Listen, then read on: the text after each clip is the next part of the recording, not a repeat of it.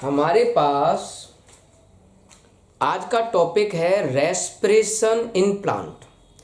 Control and coordination से पहले जो चैप्टर है आपका लाइफ प्रोसेस, उसमें एक टॉपिक होता है रेस्पिरेशन, जो हमने ह्यूमन में पढ़ाया था। अब हम पढ़ेंगे रेस्पिरेशन इन प्लांट।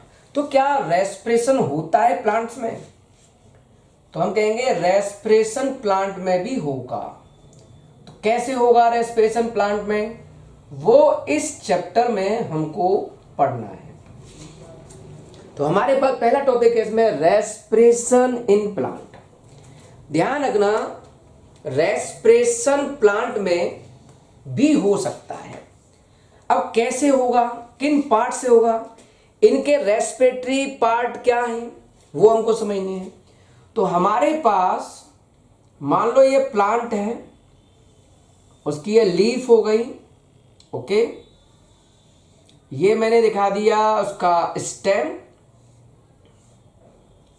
ये मिट्टी हो गई, और ये हो गया उसका रूट पार्ट। ठीक है, ये रूट दिखा दी। तो हमारे पास प्लांट में लीफ है, स्टेम है और रूट है। प्लांट के अंदर रूट, स्टेम और लीफ ये रेस्पिरेटरी पार्ट होते हैं। प्लांट के अंदर रूट, स्टेम और लीफ रेस्पिरेटरी पार्ट होते हैं। ओके, यहां गैसों का एक्सचेंज ऑफ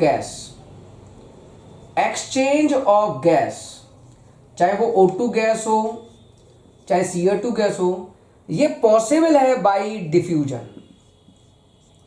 तो रेस्पिरेशन सीखने से पहले हमको एक टर्म सीखना होगा, डिफ्यूजन क्या होता है। समझो डिफ्यूजन क्या होता है। मान लो मैंने इस जगह पर एक अगरबत्ती जला दी, है ना, अगरबत्ती ये हो गई, और यहां इसको जलाया तो यहां इसका धुआं शुरू हो गया। तो जिस जगह पर हमने जलाया होगा वहां कंसंट्रेशन ऑफ गैस हाई होगा, ओके, क्योंकि यहां आप अगरबत्ती जला के बैठे हो तो इस जगह पर वो गैस का धुआं जो होगा वो ज्यादा होगा। और मैं यहां खड़ा हूं मान लो, तो इस जगह पर जहां मैं खड़ा हूं वहां कंसंट्रेशन ऑफ गैस कम है, कंसंट्रेशन ऑफ गैस लोअर है। तो गैस का हाई कंसंट्रेशन से लो कंसंट्रेशन की तरफ जाना, गैस का हाई कंसंट्रेशन से लो कंसंट्रेशन की तरफ मूवमेंट करना डिफ्यूजन कहलाता है। क्या कहलाता है? डिफ्यूजन। तो जहां भी कंसंट्रेशन मतलब अमाउंट गैस का ज्यादा होगा, वहां से गैस हाई कंसंट्रेशन से, हाई अमाउंट से लो कंसंट्रेशन की तरफ जाती है। इस प्रोसेस को हम डिफ्यूजन कहते हैं। तो यहां गैसों का एक्सचेंज डिफ्यूजन प्रोसेस के थ्रू होगा। ओके, तो अब थोड़ा और आगे की बात करते हैं। डिफ्यूजन समझ में आ गया कि डिफ्यूजन क्या है। अब हम बात करते हैं रेस्पिरेटरी ऑर्गन में सबसे पहले रूट की बात। प्लांट के अंदर जो रूट है वो यूनिसेलुलर रूट हेयर्स पाए जाते हैं। इनमें इस तरह से हेयर्स पाए जाते हैं, इस तरह से इनमें हेयर्स पाए जाते हैं। जैसे मान लो ये रूट है, ढंग से समझना, ये हमारे पास रूट का पार्ट हो गया इस तरह से। तो इनमें इस तरह से हेयर्स पाए जाते हैं।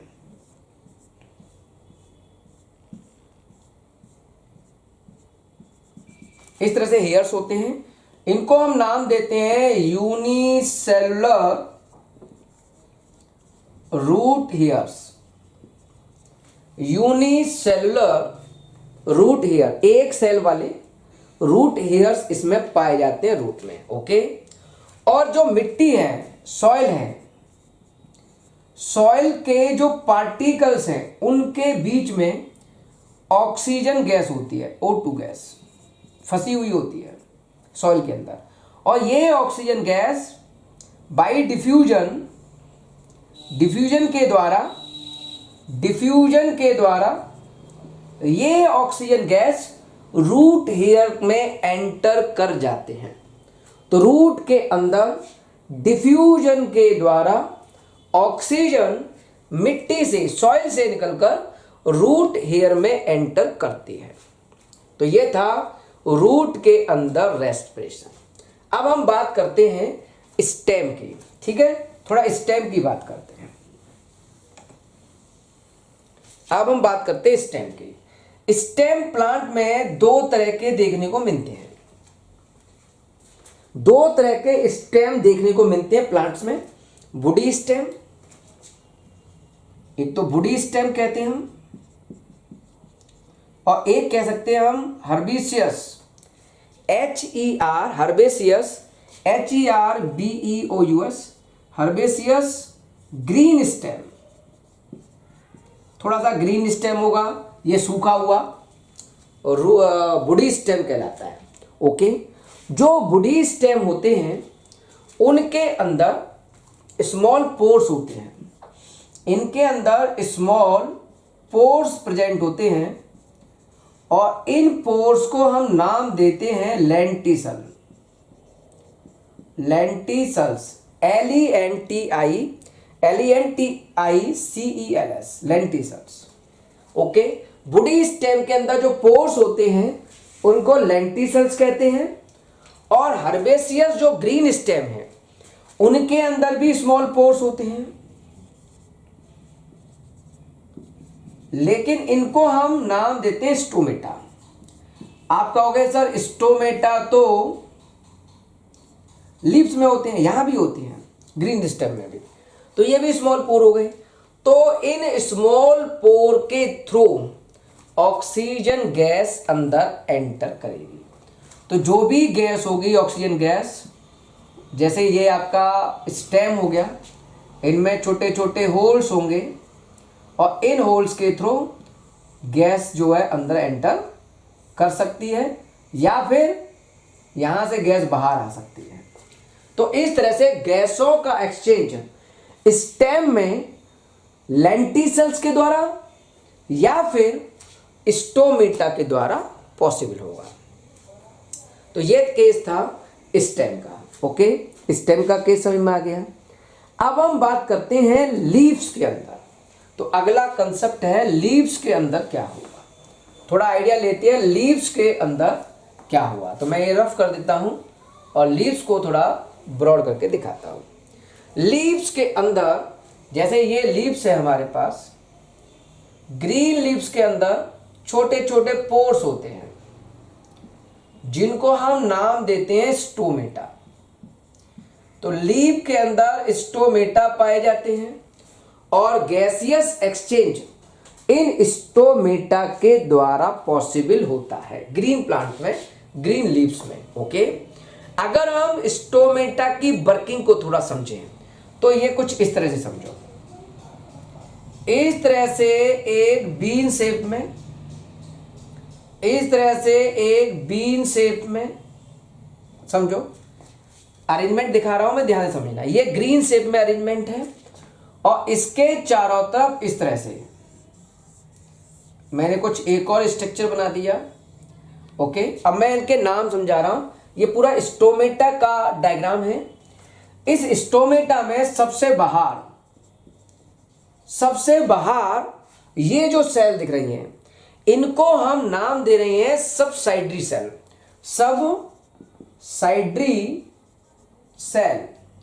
सबसाइडरी सेल्स बोलते हैं इनको। इस वाले अरेंजमेंट को जो बीन शेप में है, इसको हम बोलते हैं guard cell. Okay, guard cell के अंदर ये जो हिस्सा है, ये इसको हमने नाम दिया स्टोमेटापोर। ओके, और गार्ड सेल में इस जगह पर क्लोरोफिल पाया जाता है, क्लोरोप्लास्ट। ये सेल पाई जाती है क्लोरोप्लास्ट।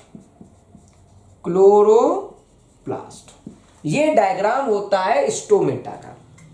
ओके, इसमें जो स्टोमेटा पोर्स होते हैं, ये जो स्टोमेटा पोर्स हैं, इसके थ्रू समझो O2 और CO2 गैस एक्सचेंज होती है बाय डिफ्यूजन। O2 और CO2 गैस एक्सचेंज होती है बाय डिफ्यूजन प्रोसेस। ऑक्सीजन अंदर जा सकती है, ऑक्सीजन बाहर आ सकती है, CO2 अंदर जा सकती है, CO2 बाहर आ सकती है। तो इस तरह से लीफ में प्रेजेंट स्टोमेटा में गैसियस एक्सचेंज होता है। अब थोड़ा और डिटेल में बात करते हैं कि क्या कहना चाहता हूं।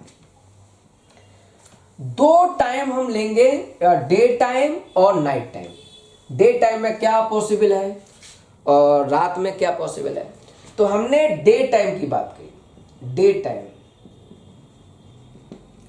अगर हम डे टाइम की बात करते हैं, दिन के टाइम की बात करते हैं, तो क्या पॉसिबल है। डे टाइम में सनलाइट पॉसिबल है, सनलाइट होगी, सन राइज हुआ होगा। ओके, तो यहां प्लांट में दो प्रोसेस देखने को मिलेंगे और दोनों प्रोसेस में समझा रहा हूं। तो एक प्रोसेस होगी फोटोसिंथेसिस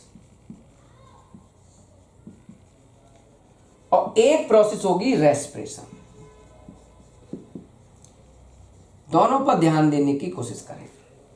फोटोसिंथेसिस डे टाइम में पॉसिबल है, तो डे टाइम में प्लांट के अंदर फोटोसिंथेसिस भी पॉसिबल है और रेस्पिरेशन भी पॉसिबल है। करना क्या है उस पर ध्यान दो। डे टाइम में ये प्लांट हो गया, ये इसकी लीव्स हो गई, ये इसके स्टोमेटा बता दिए मैंने। ओके, अब डे टाइम में क्या होगा, सन से मिलेगी सनलाइट। प्लांट को सन से सनलाइट मिलेगी। ओके, यहां रूट के थ्रू प्लांट को वाटर मिल जाएगा, एटमॉस्फेयर से CO2 गैस मिल जाएगी जो स्टोमेटा के थ्रू अंदर आएगी। तो CO2 गैस प्रेजेंट है, वाटर प्रेजेंट है, लीफ में क्लोरोफिल प्रेजेंट होता ही है, तो यहां पॉसिबल हो जाएगा photosynthesis. CO2 gas, water, sunlight की प्रेजेंस में,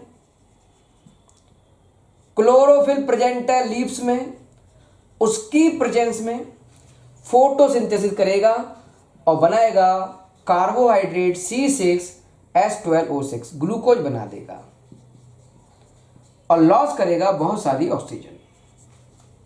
तो डे टाइम में ऑक्सीजन लॉस हुई, ऑक्सीजन प्लांट ने लॉस की, निकाली बाहर, और CO2 को प्लांट ने गेन किया। तो डे टाइम में CO2 प्लांट गेन करेगा बाय स्टोमेटा और ऑक्सीजन निकालेगा बाय स्टोमेटा बाहर। तो डे टाइम में प्लांट फोटोसिंथेसिस करता है, इसमें वो CO2 को गेन करता है और ऑक्सीजन को लॉस करता है। ओके, अब देखो रेस्पिरेशन में क्या होगा। ये तो फोटोसिंथेसिस की बात हो गई। अगर हम बात करें रेस्पिरेशन की, तो रेस्पिरेशन में क्या होगा, प्लांट डे टाइम में समझिए ध्यान से, अगर रेस्पिरेशन करता है प्लांट, अगर रेस्पिरेशन करता है डे टाइम में, तो वो O2 को तो गेन करेगा और CO2 को लॉस करेगा। ये तरीका होना चाहिए, O2 को गेन करेगा और CO2 को लॉस। अगर रेस्पिरेशन होता है प्लांट में डे टाइम में, तो बनने वाली CO2 कौन गेन कर लेगा, प्लांट गेन कर लेगा द्वारा से, और फोटोसिंथेसिस में यूज होगा। तो कहने का मतलब यह है, डे टाइम में फोटोसिंथेसिस भी चल रही है और रेस्पिरेशन भी, और रेस्पिरेशन प्लांट अगर कर रहा है तो वहां से लॉस होने वाली CO2 को वो गेन भी कर रहा है। यहां से वो प्लांट गेन भी कर लेगा, इधर उसने रेस्पिरेशन में लॉस की और फोटोसिंथेसिस में उसने गेन कर लिया। ओके, समझ में आया। ये प्रोसेस चलती रहेगी, लेकिन दिन के टाइम में प्लांट में फोटोसिंथेसिस फास्ट होता है। प्लांट में डे टाइम की हम बात कर रहे हैं, डे टाइम में प्लांट में फोटोसिंथेसिस फास्ट होता है और रेस्पिरेशन स्लो। ये ध्यान रखना। अब हम बात करते हैं रात के टाइम में क्या होगा। डे टाइम समझ में आ गया, अब नाइट टाइम की बात करते हैं। तो ये मैंने थोड़ा रफ किया। अब हम नाइट टाइम की बात करेंगे कि नाइट में क्या होगा प्लांट के अंदर। नाइट टाइम में जब रात हो जाएगी तो सनलाइट नहीं होगी, सनलाइट एब्सेंट होगी तो प्लांट फोटोसिंथेसिस नहीं करेगा, फोटोसिंथेसिस नहीं करेगा। अब समझो, रात में प्लांट ने फोटोसिंथेसिस नहीं की, केवल क्या करेगा, रेस्पिरेशन। अब होगा क्या रात में, जो ग्लूकोज दिन टाइम में बनाया था C6H12O6, इसका ऑक्सीजन को गेन करके वो उसको कंज्यूम करना शुरू करेगा और लॉस करेगा CO2। तो प्लांट रेस्पिरेशन में O2 को गेन करके CO2 लॉस करेगा, और इस CO2 को गेन करने वाला प्लांट इस समय नहीं है क्योंकि फोटोसिंथेसिस पॉसिबल नहीं है। तो रात में फोटोसिंथेसिस नहीं होगी तो केवल रेस्पिरेशन की प्रोसेस फास्ट हो जाएगी, ऑक्सीजन वो गेन करेगा, CO2 गैस लॉस करेगा बाय डिफ्यूजन स्टोमेटा के थ्रू। अब ध्यान रखना, जब CO2 गैस ज्यादा बनेगी तो हम लोग कहते हैं कि नाइट टाइम में पेड़ के नीचे, प्लांट के नीचे रुकना नहीं चाहिए, सोना नहीं चाहिए, क्योंकि ज्यादा से ज्यादा अमाउंट में वो आसपास की ऑक्सीजन को गेन करेगा प्लांट और CO2 लॉस कर रहा है। और ये CO2 अगर हम सोते हैं पेड़ के नीचे तो ये CO2 हम गेन करेंगे ज्यादा से ज्यादा, ऑक्सीजन नहीं गेन कर पाएंगे तो फाइनली हमें चक्कर आना शुरू हो जाएंगे, हमारी डेथ भी हो सकती है। पीपल के पेड़ के नीचे तो बिल्कुल नहीं सोना चाहिए क्योंकि ये रात में रेस्पिरेशन बहुत फास्ट शो करता है, जिसकी वजह से CO2 का अमाउंट बहुत ज्यादा लॉस होता है। तो ये था रेस्पिरेशन इन प्लांट। ओके, तो प्लांट में रेस्पिरेशन इस तरह से पॉसिबल हुआ, को समझ में आया आपको। तो ये था respiration in plant, 10th level पर हमने बताया।